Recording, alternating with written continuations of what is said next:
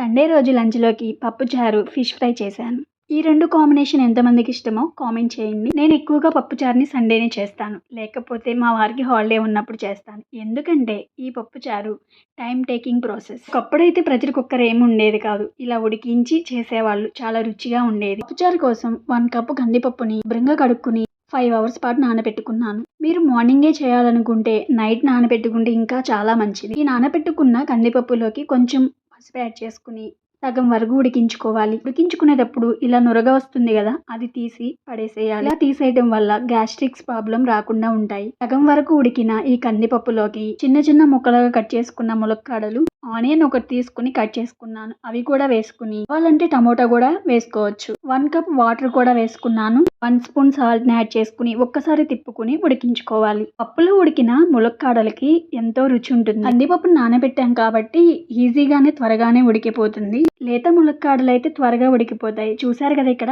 ఎలా ఉడికిపోయినాయో మెత్తగా. పప్పులో నుంచి ములక్కాడల్ని ఒక బౌల్లోకి తీసుకున్నాను. పప్పు గుత్తితో ఆ పప్పును కూడా మెత్తగా మెదుపుకోవాలి. టమోటా వేసుకోలేదు కాబట్టి కొంచెం చింతపండు ఎక్కువగానే తీసుకుని ముందే నానబెట్టుకుని పులుసు తీసుకున్నాను. ఇది పాత చింతపండు, అందుకే నల్లగా ఉంది. మీరు టమోటా యాడ్ చేస్తే చిన్న సైజులో ఉన్న నిమ్మకాయ అంతా చింతపండు తీసుకుని పులుసు తీసుకోండి. పప్పుచారు మీకు చిక్కగా కావాలంటే వాటర్ తక్కువగా యాడ్ చేసుకోండి. పులుపుకు తగ్గట్టు 2 కప్స్ వాటర్ యాడ్ చేశాను. 2 పచ్చిమిర్చిని చీలికలుగా కట్ చేసుకుని పప్పుచారులో వేసుకున్నాను. ముందుగా ఉడికించుకున్న ములక్కాడలను కూడా వేసుకుని పచ్చిమిర్చి తీసుకున్నాను కాబట్టి 2 స్పూన్స్ కారం యాడ్ చేసుకున్నాను.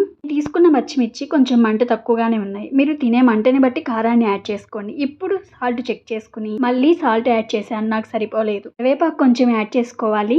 పప్పుచారుతో పాటు కరివేపాకు కూడా ఉడుకుతుంటే మంచి స్మెల్ వస్తుంది. దగ్గర ఉండే కొత్తిమీర యాడ్ చేసుకోండి. నా దగ్గర లేదు, అందుకే నేను యాడ్ చేయలేదు. మంచిగా ఈ పప్పుచారునంతా మరిగించుకోవాలి. చారు మరుగుతుంటే ఇల్లంతా గుమాయించి కొడుతుంది స్మెల్. చారుకి తాలింపు కోసం కడాయి పెట్టుకుని కొంచెం యాడ్ చేసుకుని ఈ చారులో నాకు ఆవాలు వేస్తే అంతగా ఇష్టం ఉండదు. జీరా 1 స్పూన్ యాడ్ చేశాను. అలాగే చిన్నులపాయ గబ్బాల్ని కచ్చాపచ్చాగా దంచుకుని కొంచెం కరివేపాకుని ఆ నూనెలోకి వేసుకున్నాను. కావాలంటే ఆవాలు కూడా యాడ్ చేసుకోవచ్చు, ఇంగువ కూడా యాడ్ చేసుకోవచ్చు. తాలింపు మంచిగా ఫ్రై చేసుకుని మరుగుతున్న పప్పుచారులోకి యాడ్ చేసుకుంటే పప్పుచారు రెడీ. ఇలా చేసుకున్న పప్పుచారు చాలా రుచిగా ఉంటుంది. ప్రాసెస్ లెందీగా ఉన్నా చాలా రుచిగా ఉంటుంది. చిన్నప్పుడు మా అమ్మ ఇలానే చేసేది. ఇప్పుడున్న జనరేషన్కి అయితే ఇలా చేయటం అస్సలు తెలియదు. ప్రెషర్ కుక్కర్స్ వచ్చేసాయి. సేవ్ అవుతుంది, ఏం కూడా తక్కువ అవుతుందని ప్రెషర్ కుక్కర్లో వండుకోవడమే సరిపోతుంది నాతో సహా. ప్రాసెస్ చూసారు కదా, మీరు ట్రై చేసి టేస్ట్ ఎలా ఉందో కామెంట్ పెట్టండి. ఖచ్చితంగా చెప్తున్నాను, ప్రెషర్ కుక్కర్లో ఉడికించిన దానికి ఇలా చేసిన దానికి టేస్ట్ చాలా డిఫరెంట్ ఉంటుంది. అలాగే ఒక లైక్ చేయండి, సబ్స్క్రైబ్ చేసుకోండి. Thank you for watching.